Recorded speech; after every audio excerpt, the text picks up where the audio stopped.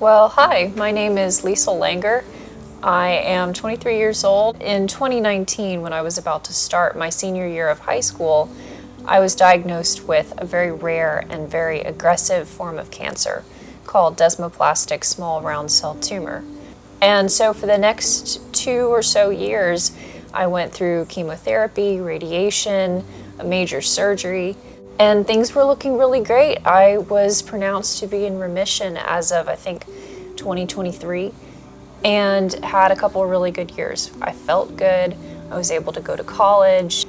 And then in 2025, I started noticing I was just feeling off. And it turns out that my cancer, who I have named Larry, is back.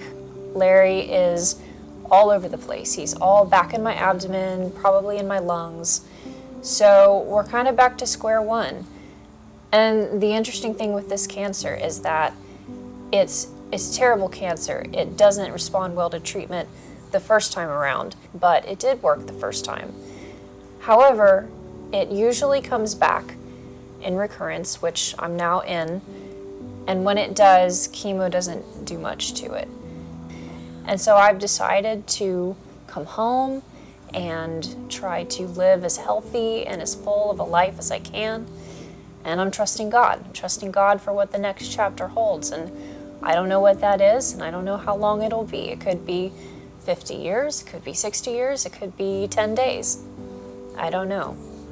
But I know God is in control. Paul is a real comfort to me because he went through some very similar ups and downs. Paul was shipwrecked, he was beaten, he was stoned and left for dead. And through all of that, he still trusted God, he still praised God. He talks about that a little bit in Philippians. He says, "Not that I speak in respect of want, for I have learned in whatsoever state I am therewith to be content." In other words, no matter what's going on, I'm okay, I'm content. I know both how to be abased and I know how to abound. Everywhere and in all things I am instructed both to be full and to be hungry, both to abound and to suffer need. In other words, I've had all the food I could wish for and no food. I've been starving and I've been in great abundance. Either way, I'm okay.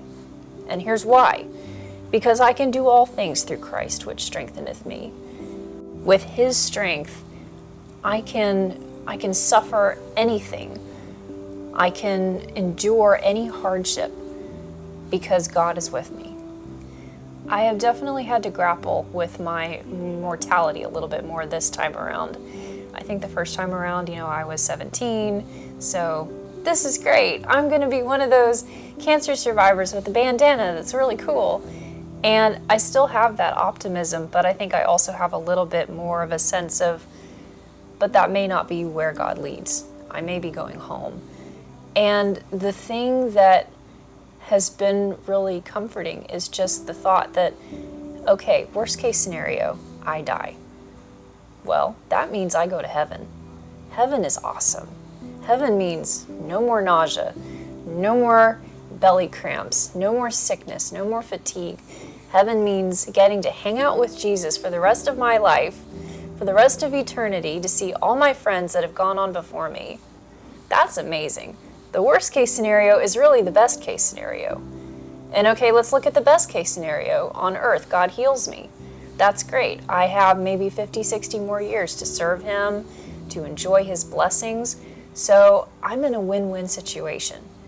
With Christ, I'm in a win-win situation. Without Christ, without salvation, I'm in a terrible situation. I don't know how people cope. I'm headed to a glorious home in heaven where there is no more suffering. There's no more tears. We serve an amazing God who loves you so incredibly much. He loves you so much, he was willing to die for you. You can trust that man. You can trust the man who was willing to go to the cross for you. My hope has always been that at least one person would come to Christ. And so I'm praying that God would use this to save people, to encourage believers. When I get to heaven, that I will see the results of the tapestry that God is weaving from all of these darker threads in my life.